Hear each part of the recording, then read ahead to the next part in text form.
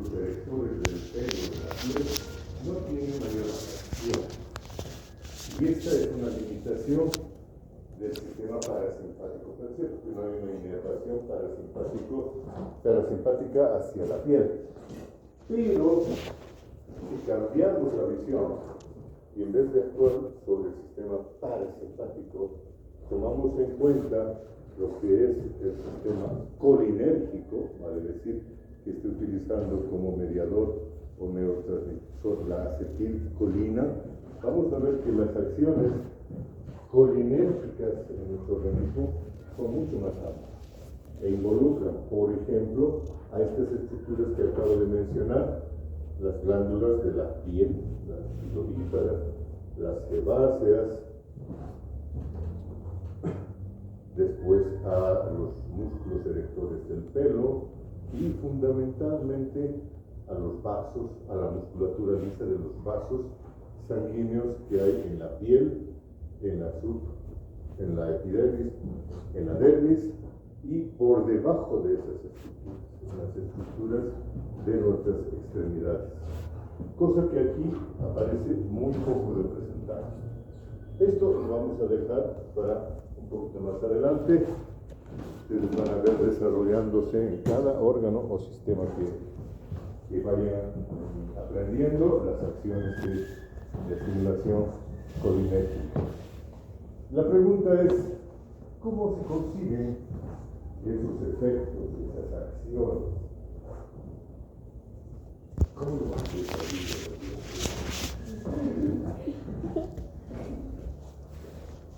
Este conocimiento en realidad tiene un interés práctico para el efecto, es lo que nos interesa realmente saber.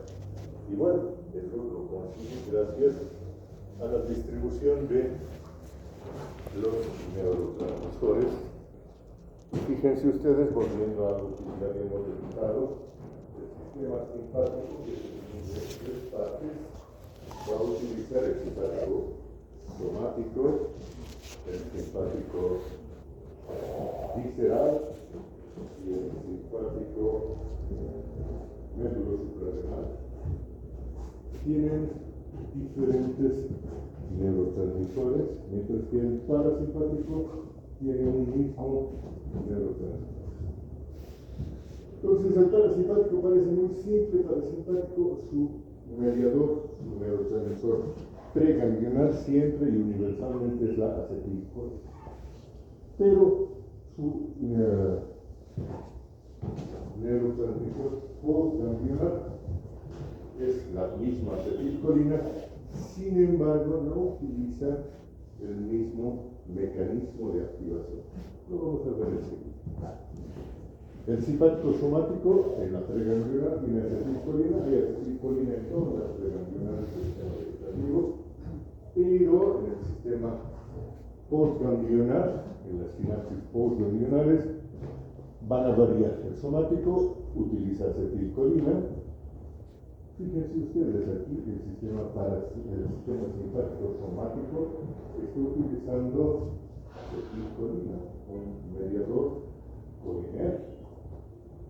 Y los efectos que yo he mencionado hace un momento sobre la piel, que produce sudoración, vasodilatación, secreción muscular, son mediados por esta inervación, la inervación simpática que llega a las arterias, a las glándulas y a los músculos lisos de la piel y de nuestros segmentos de la carcasa, es mediada entonces por el neurotransmisor acetilcolina. Eso expande mucho la acción colinérgica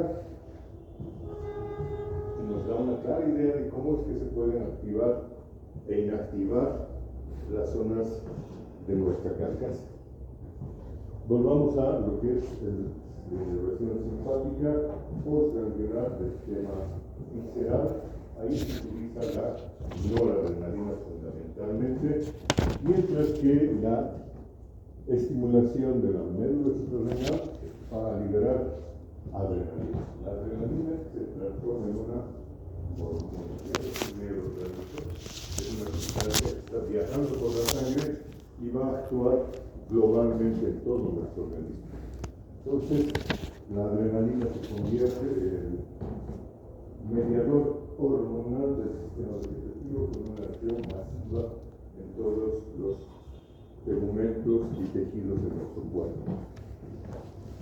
Si ustedes recuerdan, habíamos cambiado nuestra terminología y ya no vamos a utilizar simpático, sino adrenérgico, ni parasimpático, sino colinérgico. ¿Por qué? Porque es la entrada a lo que va a ser la actividad del médico. El médico va a manejar fármacos que remedan o duplican la función de la noradrenalina. Entonces estamos hablando de fármacos adrenérgicos,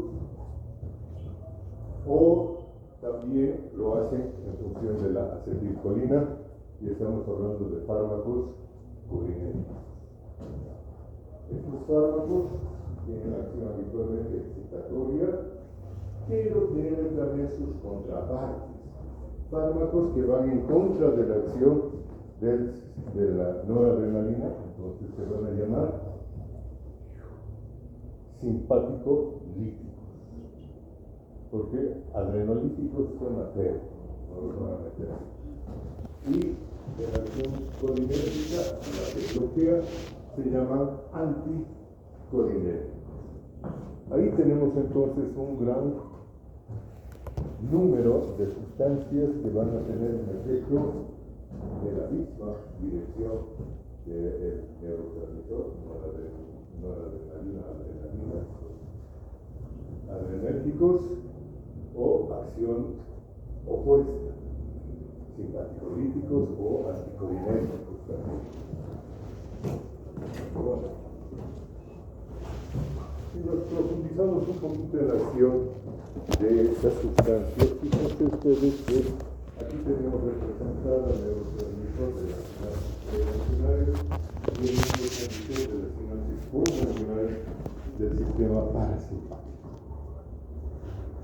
Fíjense en las sinapsis preganglionares es la acetilcolina, que está actuando sobre un tipo particular del receptor membranario, el receptor nicotínico.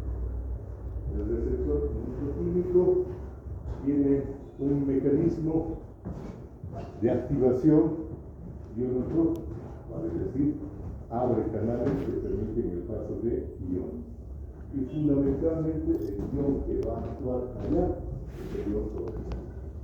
Entonces es un receptor nicotínico ionotrópico de ligando por sustancia.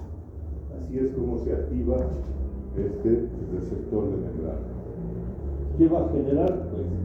Va a generar una excitación, es un excitador de la neurona óptica. Fíjense que como este receptor está tanto en la porción parasimpática como en la porción simpática somática, actúa sobre ambos sistemas. Caso diferente es del receptor del neurotransmisor en la sinapsis postganglionar. Es un tipo diferente de receptor que lo vamos a llamar metabotrópico. Metabotrópico porque involucra la activación de una sustancia, que en este caso va a ser la proteína.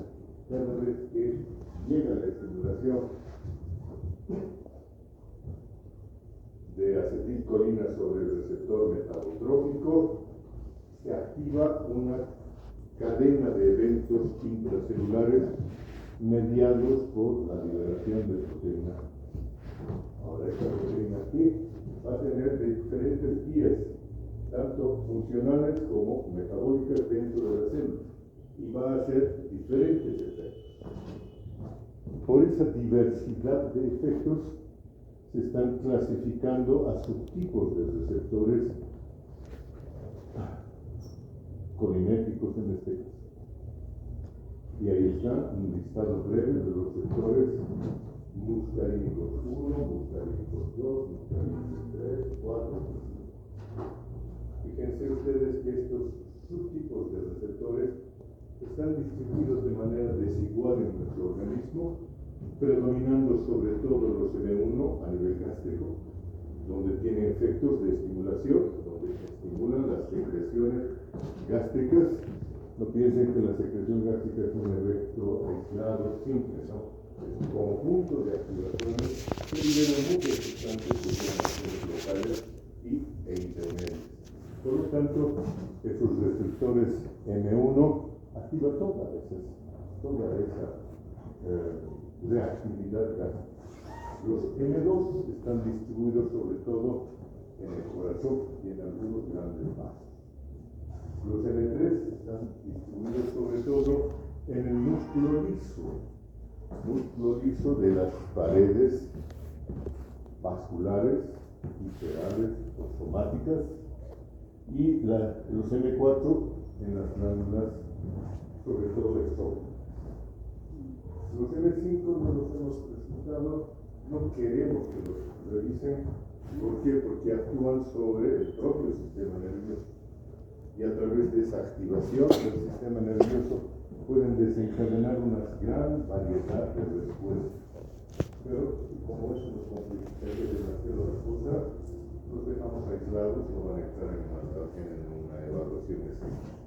Así que de los 5 tipos o subtipos de receptores muscarínicos, vamos a aprender los efectos de esos primeros puntos. ¿Ok? Digan gracias.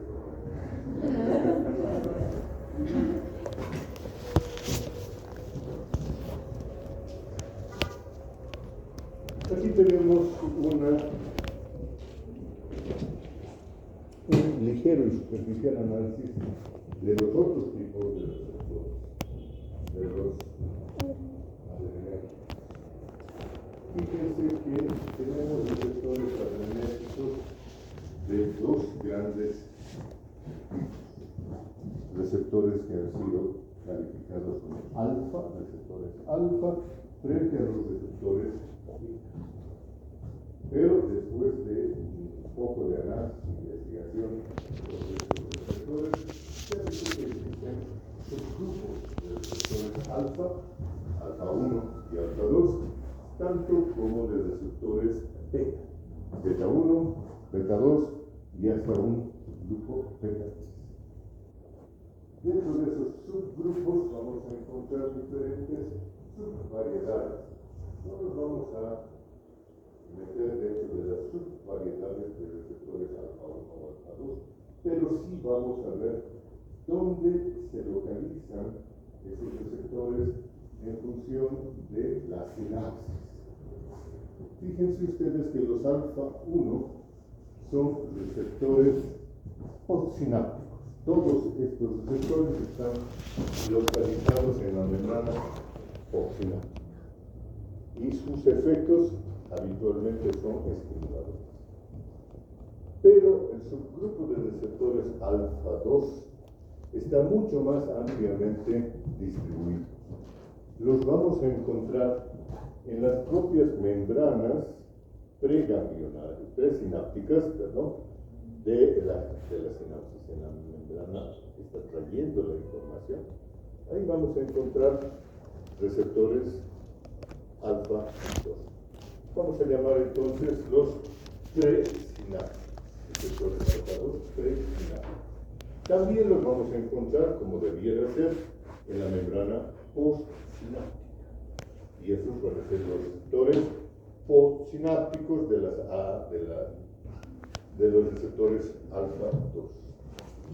Y, cosa notable, también los vamos a encontrar fuera de la sinapsis, en otros lugares, donde no está llegando la inervación simpática directamente. En los diferentes tejidos que componen nuestro cuerpo, y allá a todos ellos los vamos a llamar receptores extrasinápticos. Así es que hay 3 clases de receptores alfa 2: los presinápticos, los postsinápticos y los extrasinápticos. Eso grábenlo bien, porque esto se va a repetir prácticamente sin ninguna variación en lo que son los receptores beta.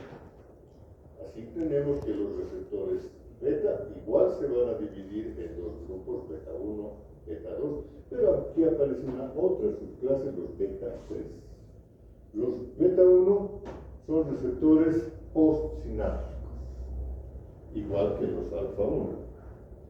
Los beta 2 son igualmente distribuidos muy ampliamente, son presinápticos, son postsinápticos y son extrasinápticos. Y el tercer grupo, los beta 3, son exclusivos. Se van a presentar solamente en un tejido, el tejido adiposo. ¿Ok? Adiposo, beta 3. Eso nos ayuda a, ya no se nos pasa, está claro eso. Esto nos está ayudando entonces a sistematizar ese conocimiento. Hablando de mediadores celulares, los receptores alfa 1, que son, ustedes los recuerdan, postsinápticos, utilizan un mecanismo de activación que es metapotrópico, utiliza fosfolipasa, ¿sí? Como molecular activadora. Esta fosfolipasa dentro de la célula va a activar dos mecanismos fundamentalmente.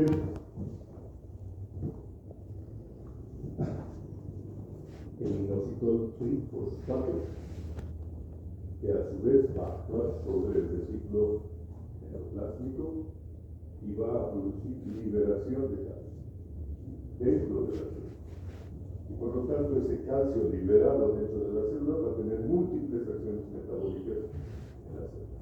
Esa es una vía por la cual actúan los receptores alfa 1 postsinápticos. Pero no es la única. Hay otra vía también a través de la cual actúan estos mismos receptores, es la del diacilglicerol. Es una sustancia que va a generar activación de la creatina fosfoquinasa. Creatina fosfoquinasa que va a actuar directamente sobre proteínas intracelulares. A través de este doble mecanismo se van a activar diferentes vías metabólicas. Todas ellas son básicamente excitatorias. Aumentan las funciones intracelulares. ¿Estamos? Tomemos un poco de aire. Si se asiente eso. ¿Qué pasa con los alfa 2? Esos que eran casi ubicuos. Esos están utilizando un mecanismo que es, por el contrario, inhibitorio de las funciones metabólicas celulares. Inhiben la adenilciclasa. Alfa 2, entonces, ya sean los preganglionales, los postganglionales o los extraganglionales, inhiben la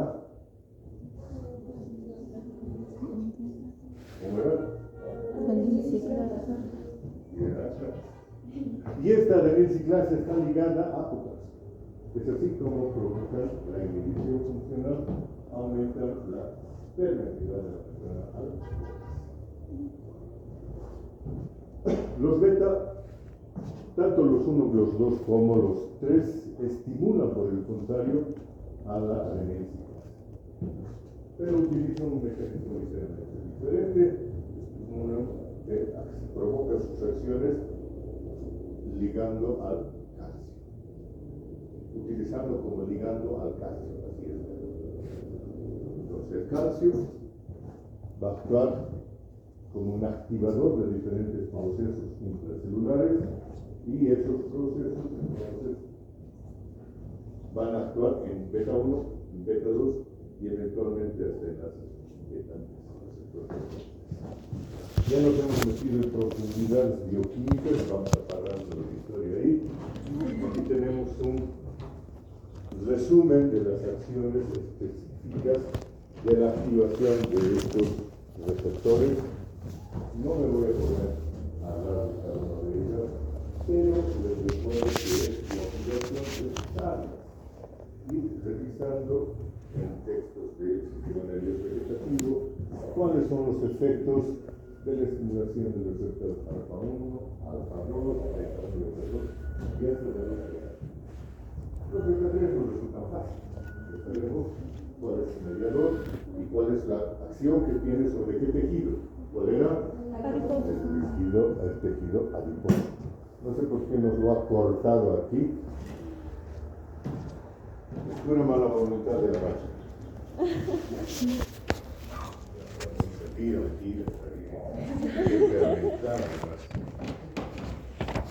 pero bien, cuando nosotros vemos la acción de la estimulación simpática, ustedes recordarán el ejemplo que teníamos para poder predecir las acciones del simpático. Veíamos ese sujeto que se está recogiendo en la madrugada ya medio girado y que se encuentra con dos tíos de mala cara que están viendo sobre él, va tomando la decisión. Todos ustedes creo que casi unánimemente han dicho huir, pues obviamente lo lógico, ¿qué va a hacer? Pero el hacer el alcohol tiene también sus efectos un poco peligrosos sobre la conducta. Y es posible que el sujeto diga, esos dos, yo me los dejo tranquilo, y se ponga a luchar. ¿Cuál es la base biológica de esas respuestas? Ya sea de huir o ya sea de luchar. La base biológica de esa respuesta es el neurotransmisor que se libera preponderantemente. Si fuera la noradrenalina,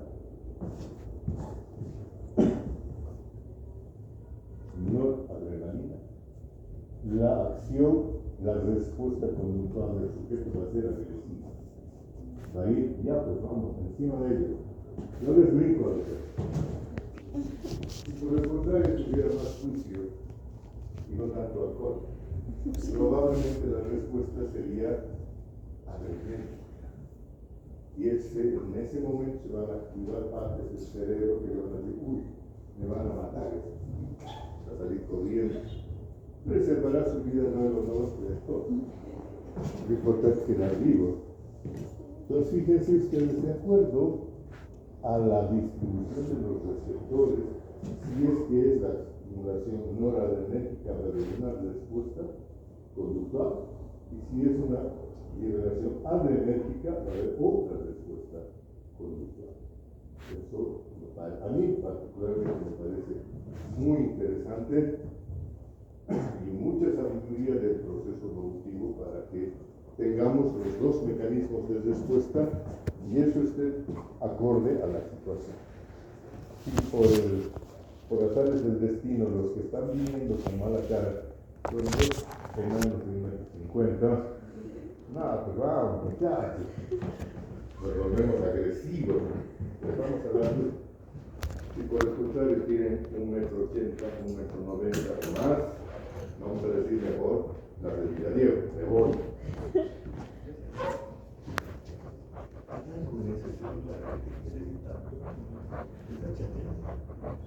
¿Qué haces con tu celular en la mano? ¿Con qué? ¿Por qué no nos... Eso era algo muy importante, por ejemplo, clase de neuroficción, que estés vos. Coméntanos, comparte, por favor. Solo era un mensaje. Ahora, estoy a punto de invitarte a leer los mensajes. Así que mejor será que te abstengas de aquí en adelante. Lo siguiente ya es solamente nuestros kits. Y ya creo que con esto nos vamos a parar en este tema. Vamos a invitar concretamente a hablar de los procesos de síntesis y degradación de los neurotransmisores. Eso es de bioquímica, así que nosotros lo dejaremos ahí. Y vamos a pasar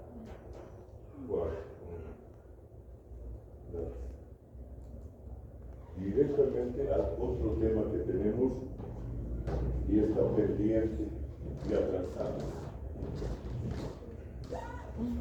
Las aferencias sensoriales. Ustedes recordarán de la primera clase del sistema vegetativo, nosotros mencionamos que nuestro sistema somático utiliza un circuito llamado circuito reflejo para activar nuestros músculos esqueléticos, ¿cierto? Básicamente lo que ustedes están haciendo en práctica es ver la acción de estos circuitos reflejos. Los estudian de arriba hasta abajo. Resulta que el sistema vegetativo está organizado de la misma manera que el sistema somático. Está funcionando gracias a circuitos reflejos, donde se establece el arco reflejo partiendo de un receptor, una vía aferente, un centro de integración, una vía eferente y un efector, un circuito reflejo.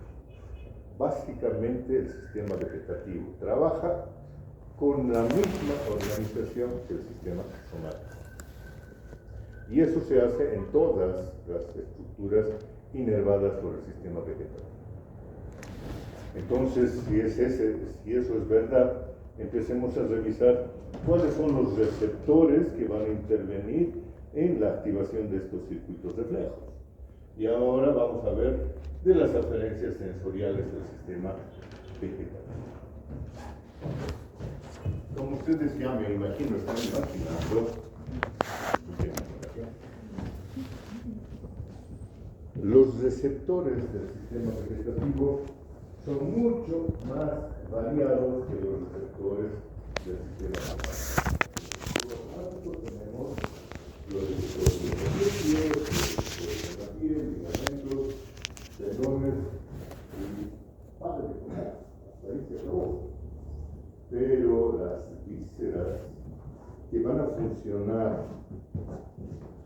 independientemente de nuestra conciencia, en este momento su tubo digestivo está trabajando, sus vías urinarias también, su corazón está trabajando, su presión arterial está distribuyendo sangre en todas partes.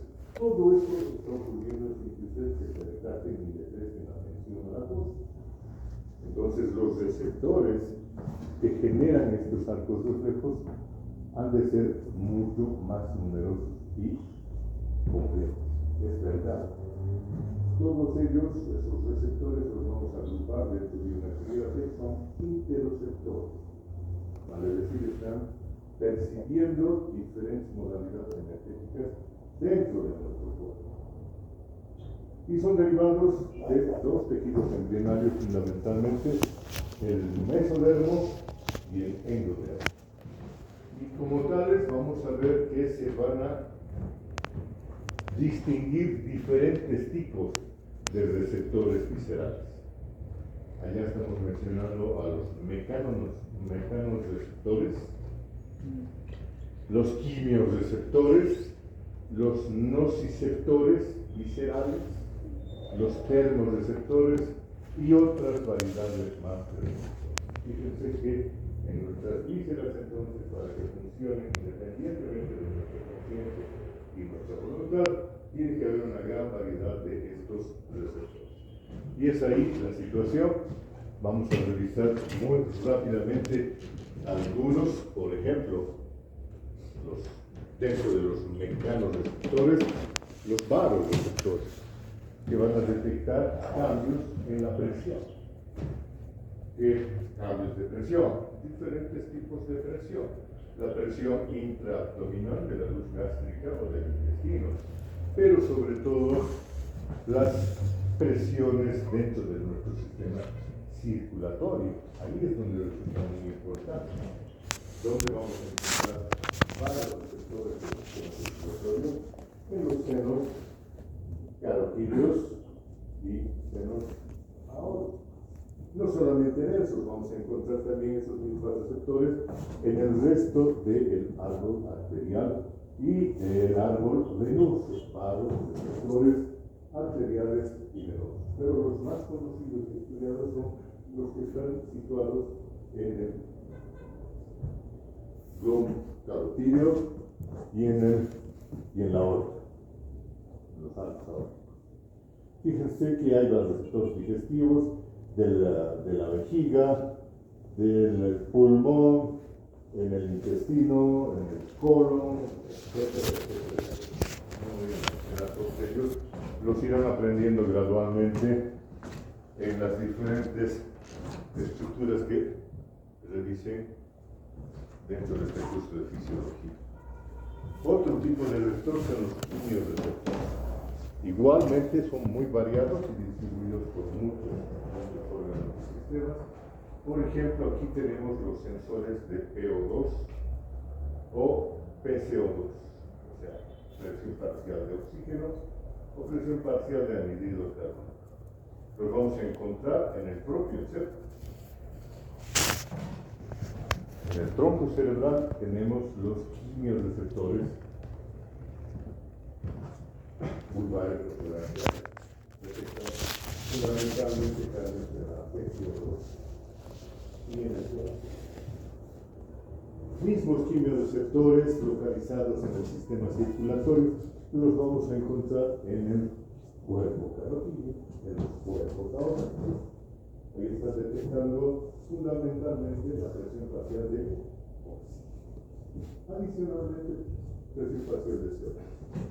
Y como tales, como quimiorreceptores, los vamos a encontrar en otras localizaciones que ni siquiera estamos revisando. No vamos a meternos más a revisar a las variedades de receptores. Vamos a ver las vías aferentes a través de las cuales estos receptores mandan su información al sistema nervioso central. Las vías aferentes transcurren por donde pasan las fibras eferentes tanto del sistema parasimpático como del sistema simpático. Vale decir, el parasimpático, ¿cuáles son nuestros principales nervios? Tercer par, séptimo par, noveno par, décimo par. Todas estas tienen fibras eferentes, motoras, vegetativas, pero por esas mismas fibras por esos mismos nervios están transcurriendo las vías aferentes. Las fibras de los receptores periféricos. ¿Y dónde van a llegar? Van a terminar básicamente en la estructura del bulbo raquídeo que se llama el núcleo del fascículo solitario. En el sistema somático, donde estamos, ya nos hemos adelantado, aquí están las fibras del cuerpo donde se encuentran las neuronas, el ganglio donde se encuentra el cuerpo de las neuronas aferentes, tanto en el séptimo como en el noveno y en el décimo, estos ganglios en los cuales se localiza eso. Las aferencias del sistema simpático, se rigen bajo el mismo principio, transcurren en los mismos nervios por donde están yendo las fibras eferentes simpáticas. Vale decir, por todos nuestros nervios raquídeos y por todas nuestras fibras de las cadenas preganglionares. ¿Dónde van a llegar? A los diferentes segmentos medulares. ¿Ustedes recuerdan de dónde a dónde se extendía el sistema simpático y medular? Desde dedos hasta el dedo, ¿no es cierto? Ya, y estoy nervioso, yo escucho ese ruido y ya no quiero. Cuando llegan a la médula, lo hacen a través de la raíz dorsal, y en el ganglio de la raíz dorsal está el cuerpo de la neurona aferente y su fibra central, su fibra axonal, va a terminar donde, directa o indirectamente, en las neuronas de la columna intermedio lateral, que se extiende, como acabamos de mencionar, desde 1 hasta el 2. Entonces allá van a establecer sinapsis con esas neuronas, las vamos a llamar también motoneuronas, pero no son somáticas, son vegetativas del simpático, y con eso nos damos cuenta cómo se está cerrando un circuito receptor visceral, interreceptor, vía aferente, las mismas vías simpáticas, el centro de integración, el propio nivel medular, donde están transcurriendo estas fibras, y la vía eferente, las fibras simpáticas del ramo comunicante blanco y después del ramo comunicante gris, o después de las fibras preanulares. ¿De acuerdo? Esto es el circuito reflejo. El simpático, el parasimpático sacro es exactamente lo mismo. Fibras sensoriales que están llegando a la columna intermedio medial a través de las mismas vías por las que van a los efluentes. Esto no lo vamos a mencionar acá, pero es algo sumamente interesante en fisiología. Lo que vamos a hablar es algo sobre el sistema nervioso vegetativo, ya desde otro punto de vista, ya no de altos reflejos, sino de organización jerárquica. Así como hemos hablado en la parte de motricidad, de que los movimientos son de tres categorías diferentes, y cada uno de ellos está controlado por un nivel de organización jerárquicamente dispuesto, el sistema nervioso vegetativo y las funciones vegetativas están organizadas de la misma manera. Y a eso le vamos a llamar una organización funcional del sistema nervioso vegetativo. Y vamos a hablar de los niveles de control.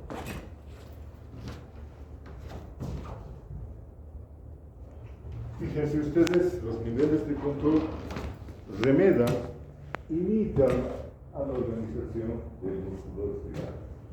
Teníamos un primer nivel medular, un segundo nivel de movimientos reflejos, un segundo nivel de movimientos automáticos que venían del sistema cerebral, y después teníamos un nivel superior de movimientos voluntarios que venían de la corteza cerebral.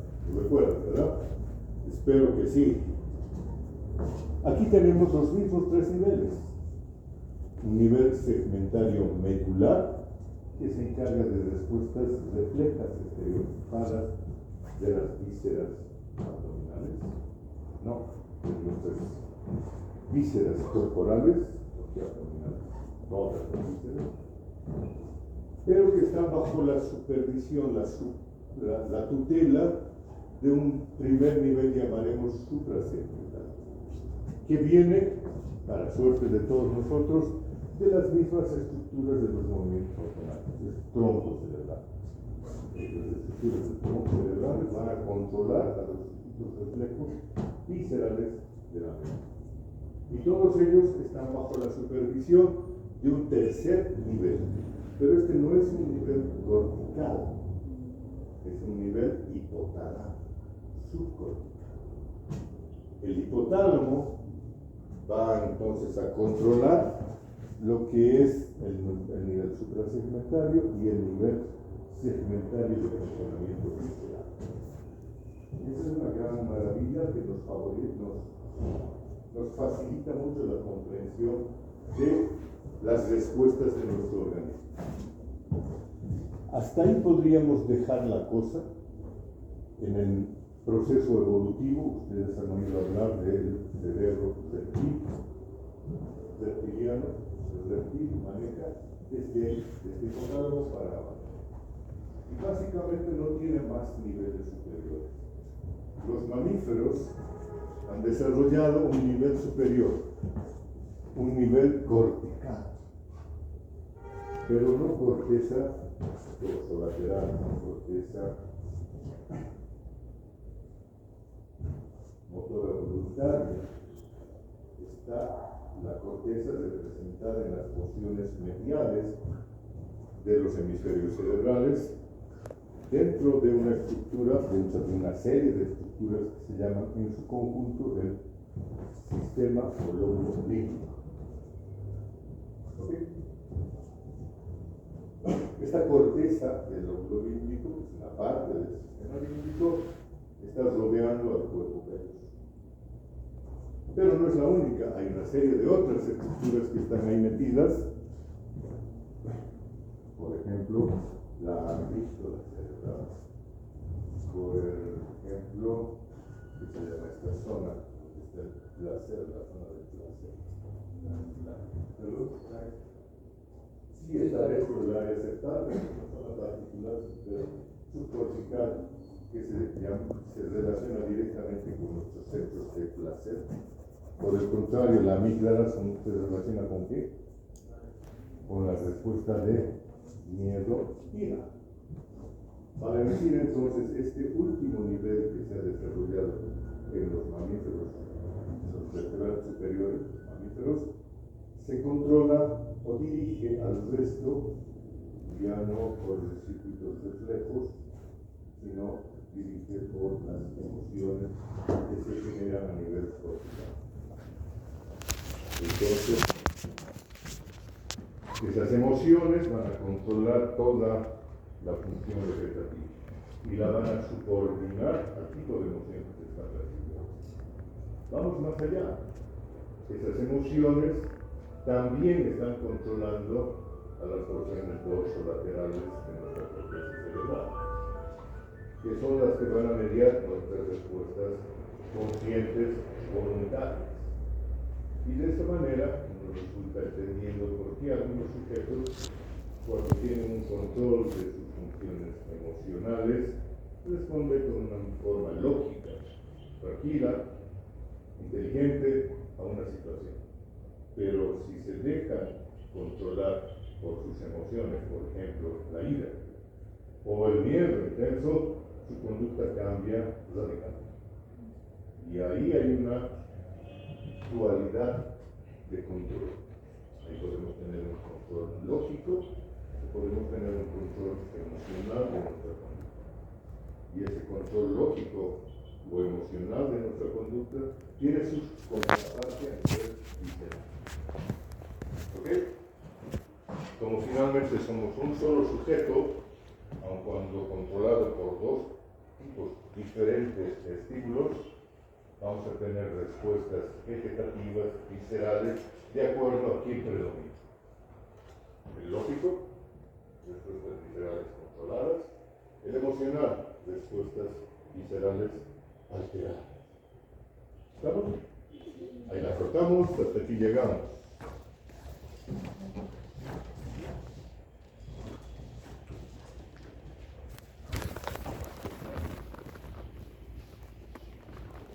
Listo. Muchas gracias. No olviden el papelito.